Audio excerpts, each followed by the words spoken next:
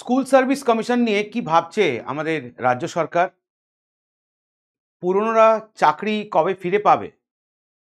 নতুনরা কি পরীক্ষায় বসতে পারবে? নাকি শুধুমাত্র পুরনোদের জন্যই এই রিক্রুটমেন্ট?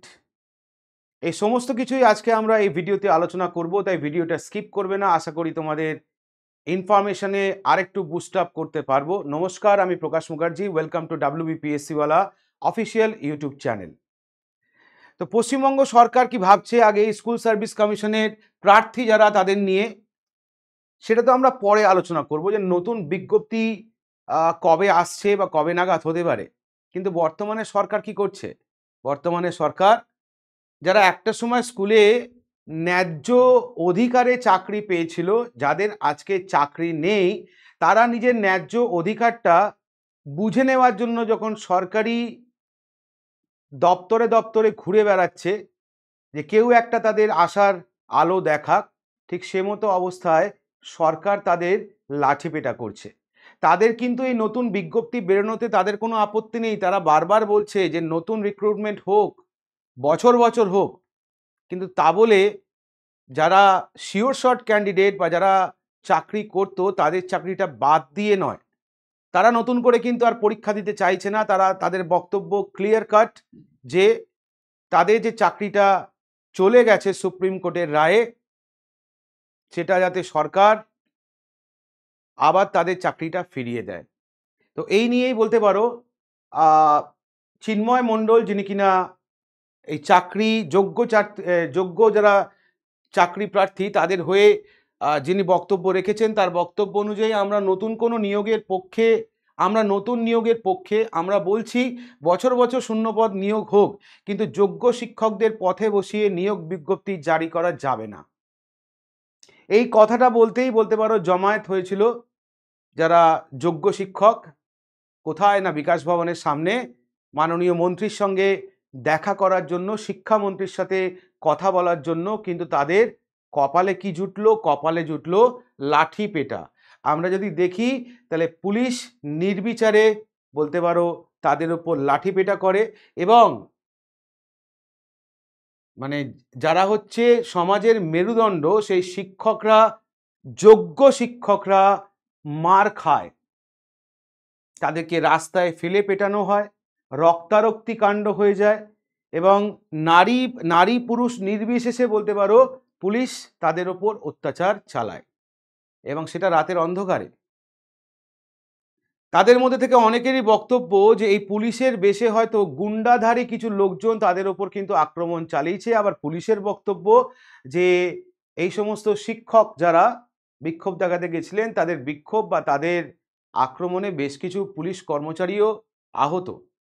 প্রশ্ন এই জায়গাটায় নয়, প্রশ্ন হচ্ছে এই যারা চাকরি আজকের দিনে হারিয়েছে, তাদের প্রতি তো সরকার বারবার মানবিক মুখটা প্রকাশ করছে।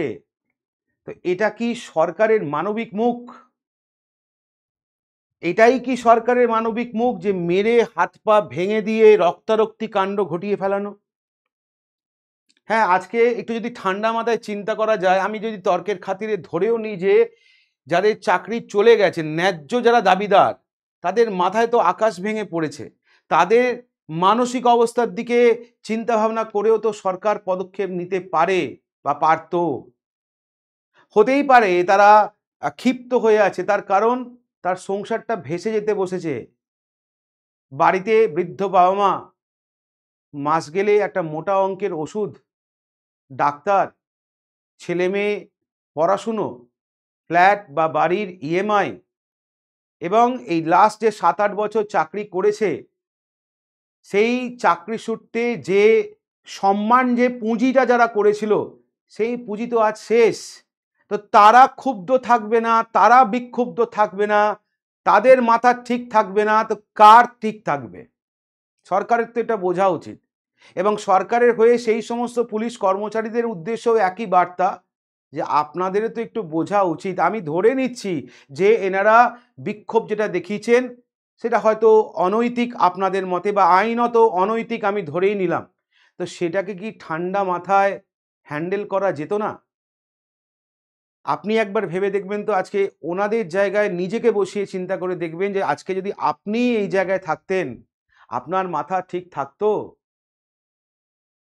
তো বিকাশ ভবনে এই নির্বিচারে অত্যাচার বা বলতে পারো সরকারের তরফ থেকে পুলিশের লাঠিপেটা, যদিও যাবতীয় প্রশ্নের যখন করা হয় পুলিশকে, পুলিশ এসব বিষয়ে নিরুত্তর, কোনো রকম উত্তর দেয়নি, কোনো রকম উত্তর দেয়নি পুলিশের তরফ থেকে। এখন প্রশ্ন হচ্ছে, নতুন যে বিজ্ঞপ্তি নিয়ে কথাবার্তা চলছে, সেই বিজ্ঞপ্তিটা কবে আসার কথা বা সুপ্রিম কোর্টের রায়টা কি? যদি আমরা দেখি, তাহলে সুপ্রিম কোর্টের অর্ডার হচ্ছে পুরনো রিক্রুটমেন্ট প্রসেস 31 ডিসেম্বরের মধ্যে কমপ্লিট করতে হবে। 31শে ডিসেম্বরের মধ্যে কমপ্লিট করতে হবে পুরনো রিক্রুটমেন্ট প্রসেস, এবং শুধু তাই নয়, তার সঙ্গে 31শে মের মধ্যে রিক্রুটমেন্ট নোটিফিকেশন পাবলিশ করতে হবে। তাহলে এটা মে মাস চলছে। এই ভিডিওটা যখন আমি করছি তখন হচ্ছে ডেটটা হচ্ছে 17ই মে। 31শে মের মধ্যে অ্যাড বার করতে হবে বা নোটিফিকেশন জারি করতে হবে, এবং 31শে ডিসেম্বরের মধ্যে সরকারকে নিয়োগ করতে হবে। এখন প্রশ্ন, নতুনরা কি পরীক্ষা দিতে পারবে না, এটা কি শুধুই পুরনোদের জন্য? তো নতুনরা পরীক্ষা দিতে পারবে কি পারবে না তার একটা সদুত্তর পাওয়া গেছে বলতে পারো, বা একটা পথ খুঁজে পেয়েছেন আমাদের মাননীয় শিক্ষামন্ত্রী ব্রাত্য বসু। তার একটা স্ট্যাটিস্টিক্স যেটা দেখা যাচ্ছে, সেখানে দেখো বাড়তি পদ তৈরি হয়েছে কত, তৈরি হবে কত। যদি কালার ওয়াইজ দেখো, তাহলে সবুজ কালারেরটা হচ্ছে তৈরি হয়েছে, আরও তৈরি হবে কত, মানে নবম দশম শ্রেণীর ক্ষেত্রে বাড়তি পদ তৈরি হয়েছে 1932, তৈরি হবে আরও 1077। একাদশ দ্বাদশ শ্রেণীতে তৈরি হয়েছে 247, তৈরি হবে নতুন পদ 2321। গ্রুপ সিতে বাড়তি পদ তৈরি হয়েছে 1102, নতুন পদ তৈরি হবে 1981। গ্রুপ ডিতে তৈরি হয়েছে 1980, তৈরি হবে 4337। অর্থাৎ যদি আমরা দেখি যে মোট 14,977টি পদের মধ্যে তৈরি হয়েছে 5,261টি, আর নতুন পদ ক্রিয়েট করা হবে 9,716টি। তার মানে এখান থেকেই বোঝা যাচ্ছে যে নতুন যে পদ যেটা নির্মাণ করা হবে, সেই পদের রেসপেক্টেই যারা নতুন ক্যান্ডিডেট তারা পরীক্ষা দেবে, বা তাদের পরীক্ষা দেওয়ার জায়গা সরকার কিন্তু ওপেন রাখছে। তো ভালো কথা, তো নতুন পুরনো নিয়ে আপনি এগোতে চাইছেন, খুব ভালো কথা। তাহলে একদিকে যখন সরকারের এই চেষ্টাটা চোখের সামনে আসছে, তাহলে আরেকদিকে সরকার তো আরেকটু মানবিক হতে পারে সেই সমস্ত শিক্ষকদের প্রতি যারা ন্যায্য দাবিদার। দেখুন না চেষ্টা করে তাদের দিকটা একটু তাড়াতাড়ি যাতে সর্ট আউট করা যায়। সত্যিই তারা খুব প্রবলেমের মধ্যে আছেন। আমি জানি আপনারা অনেক চেষ্টা করছেন বা আগামীতেও চেষ্টা চরিত্র করবেন, কিন্তু এটা হয়তো, এই দিনটা হয়তো তাদেরকে দেখতে হতো না যদি রিক্রুটমেন্ট প্রসেসটা সঠিকভাবে যদি হতো।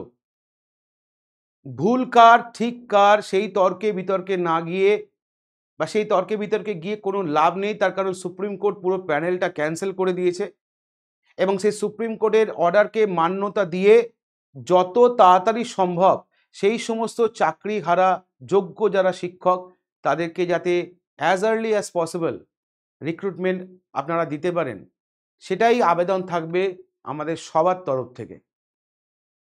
অ্যাটলিস্ট মানবিকতার খাতিরে, বা বলতে পারেন তাদের যোগ্যতার খাতিরে, তাদের সেই চাকরিটা পুনরায় ফিরিয়ে দেওয়া হোক। এবং নতুনরা যারা চাকরি করতে ইচ্ছুক স্কুল সার্ভিস কমিশনের জন্য, তাদের জন্য আপনারা যে এই যে নতুন পদ নিয়ে আসছেন বা নতুন পদ ক্রিয়েট করছেন, এটা খুব ভালো খবর। শুধু কয়েকটা জিনিস মাথায় রাখবেন, এই নতুন পদ ক্রিয়েট করতে গিয়ে যেন আবার এই যে প্যানেলটা যেটা ক্যান্সেল হলো, অদূর ভবিষ্যতে যেন এই রকম ক্যান্সেলেশনের মুখে আবার এই নতুন পদ যেটা সৃষ্টি হচ্ছে সেই সমস্ত ক্যান্ডিডেটদের না দেখতে হয়, না হলে কিন্তু পশ্চিমবঙ্গের শিক্ষা ব্যবস্থা ভেঙে পড়বে। ধন্যবাদ। ভিডিওটা কেমন লাগলো অবশ্যই কমেন্ট সেকশনে জানাবে। তোমাদের মতামত আমরা সবসময় মাথায় রাখি। তাহলে আজকে এই পর্যন্তই। আরও একটা ভিডিও নিয়ে আমরা খুব তাড়াতাড়ি তোমাদের সামনে আসবো। Thank you.